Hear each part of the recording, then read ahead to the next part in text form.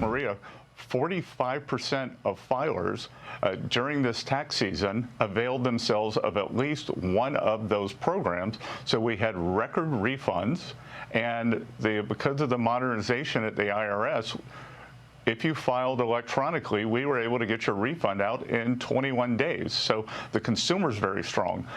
Another aspect of the tax bill is the permanence of full expensing. So companies are coming, whether it's equipment, factory structures, they are able to write that off in a year. So we're seeing a CapEx boom. The way a CapEx boom works is you have a construction boom that then morphs into factory jobs. So that's very strong. And again, the consumer's very strong. We're in constant touch with the banks and the credit card companies, and they're saying that all quintiles of the distribution group is very strong. And that's U.S. Treasury Secretary Scott Bessent with me yesterday on Sunday Morning Futures, lining up the reasons the economy has been so resilient despite the Iran conflict. This morning, President Trump's Project Freedom is set to begin. This is a U.S. military operation designed to guide foreign ships safely out of the Strait of Hormuz. The initiative presented as a humanitarian mission to assist neutral countries, business, and crews affected by the closure of the Strait. President Trump expressed skepticism about Iran's 14-point proposal, saying he would likely reject it, arguing Iran has not paid a big enough price and refuses to stop building nuclear weapons. Joining me now is Wisconsin Senator Ron Johnson, a member of the Senate Homeland Security Committee. Senator, good to see you. Thank you so much for being here. Let's start with Iran and your reaction to the efforts out of this administration to clear the Strait of Hormuz, which has been one of the president's main goals here throughout these last few weeks. Morning, Maria. What is so tragic for the world and the Iranian people is that all the Iranian regime had to do to be left alone is disavow wanting to become a nuclear power, return their enriched uranium, stop having any capability of being able to enrich uranium, and leave other people alone. Stop sponsoring terrorism. But they refuse to do that. The fact that they refuse to do that, even after we've pretty well destroyed their capabilities, their missiles, their drones, their navy, degraded their nuclear capabilities, speaks volumes. And we need to end Iran as a threat to the region. We need to make sure that they can no longer hold the Strait of Hormuz hostage. Again, they are a menace. They are a threat. As soon as they're in the dustbin of history, the better for the world.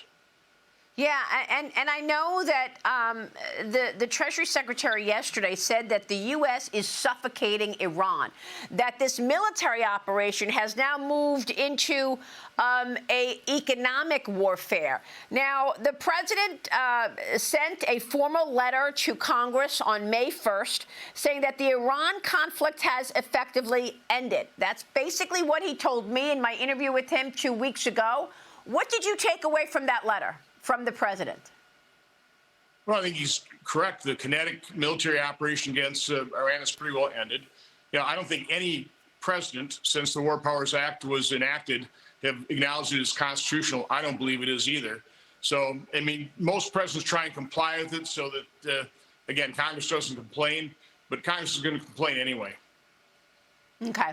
All right, let's get to other business that you're working on. I know that the House narrowly approved that temporary deal on FISA, the Foreign Intelligence Surveillance Act, before it expired last week, passing a Senate-approved 45-day extension on the Section 702. What do you want to say about this as people wonder why they have to get surveilled and get captured by 702 if, in fact, government is trying to listen and surveil to an overseas person?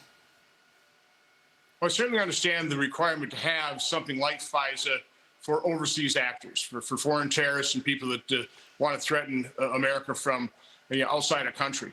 But I'm very sympathetic with the people who want some reforms, want our civil liberties protected. I think one of the things that's interesting here is probably the individual that's been abused by FISA more than any other American is President Trump. But being in the Oval Office, seeing the benefits of FISA, he wants a clean extension. So unfortunately, leaders in Congress from both parties have always pushed us right to the deadline. And so the reformers really never have a chance because, again, you don't want to see it expire. hopefully this 45 days window gives the reforms a chance and leadership a chance to come together, do some reasonable reforms, protecting civil liberties, but that is implementable, that the FISA courts can act quickly enough to keep America safe. It's a difficult needle to thread, quite honestly, but hopefully we can figure it out in the next 45 days. Meanwhile, Republicans working to fund ICE and Border Patrol for 3 years through reconciliation. Where does that stand? The president, of course, signed the bill ending the record-long shutdown at the Department of Homeland Security after the House and Senate came together on that. Most agencies funded except ICE and CBP. Well, understand, the reason we haven't been able to fund DHS is because the Democrats don't want to do it.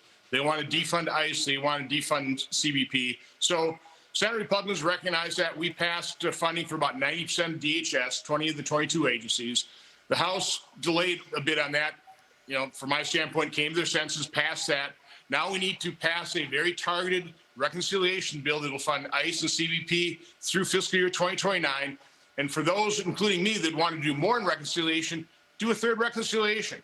There's nothing preventing that.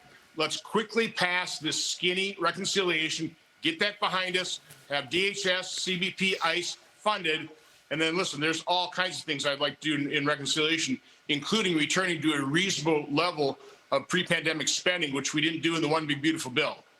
Well, look, you're adopting this budget blueprint, launching the reconciliation process. The president is renewing his calls to terminate the filibuster.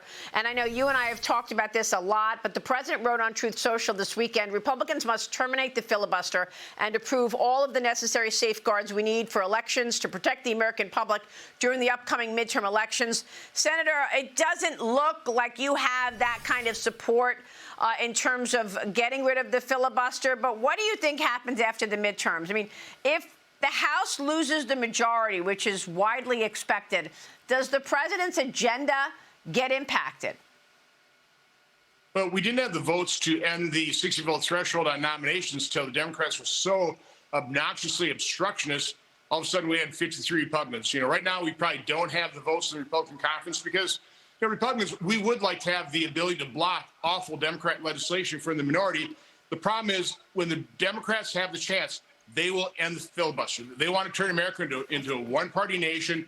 They'll pack the Supreme Court. They'll turn D.C., Puerto Rico into states. They will nationalize our elections, automatic registration, mail-in balloting. So we need to stop them. And the only way we can stop them is end the filibuster now, pass election integrity reforms, so that only American citizens can vote and you have basic controls over the election. So again, I'm just being practical. They're going to do it. We ought to do it before that for the benefit of the American people, to secure our borders, to secure our elections, not turn America into a one-party nation is what the Democrats would do with it. And real quick before you go, Senator, a word on your hearing last week. We were going to get into it before you had the hearing. Can you give us an update? Well, I recommend everybody reading my 38-page report.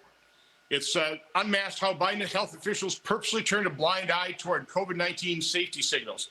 What happened, Maria, and this is unconscionable, this should be all over the news media. I don't think one legacy media is covering this story. The office inside FDA that's responsible for vaccines and vaccine safety, on March 1st of 2021, they were warned that their algorithm that analyzed VAERS would hide and mask safety signals. 26 days later, they were given a new algorithm that showed 25 very serious adverse events that they had safety signals on, including sudden cardiac death, pulmonary infarction, Bell's palsy, stroke, and they hid it. The person who they all recognized was their expert at data mining. They shoved her off to the side, told her to cease and desist. This is a major scandal. We're going to start interviewing the people involved, but I appreciate you mentioning this. Every news media, this ought to be a lead story on news media. This is a grotesque abuse of power, and people suffered. People died. People were injured because they were not warned, not giving fully informed consent on the COVID injections. Well, we know we had Brad Wenstrup on, and he was running the subcommittee on COVID in the House. And we talked about Fauci's number 2, David Morin's, being indicted. So you agree with that indictment? Yeah, it was my staff that picked that needle out of a haystack. 115,000-page production out of a university. not from Biden's HHS, out of a university that showed that David Morin's had a FOIA lady that showed him how to make emails disappear. You know, if you had something sensitive, send it to Gmails. In our report, we see similar types of comments. So these folks in the agencies, they know about FOIA. They try and do everything verbally so they can't get caught, but there's enough of a trail. I mean, our report is incredibly incriminating. It's very accurate in terms of what the title is. I urge people to watch it, and I urge the news media, start covering this. This is a major scandal. It impacted tens, hundreds of thousands of Americans and people's lives globally as well. Do you expect we'll see more indictments? There certainly should be indictments. I mean, there should be indictments. I mean, think of it. If you're somebody who was reluctant to get the vaccine, but you were, okay, based on the insurance safe and effective, you did it anyway, and then you either a loved one died or you've been permanently disabled, you ought to be pretty upset. And those people who refuse to be honest with the American public, they ought to be held accountable. All right, we'll be watching you work on this, Senator. Thank you. Ron Johnson this morning in Wisconsin. We'll be right back.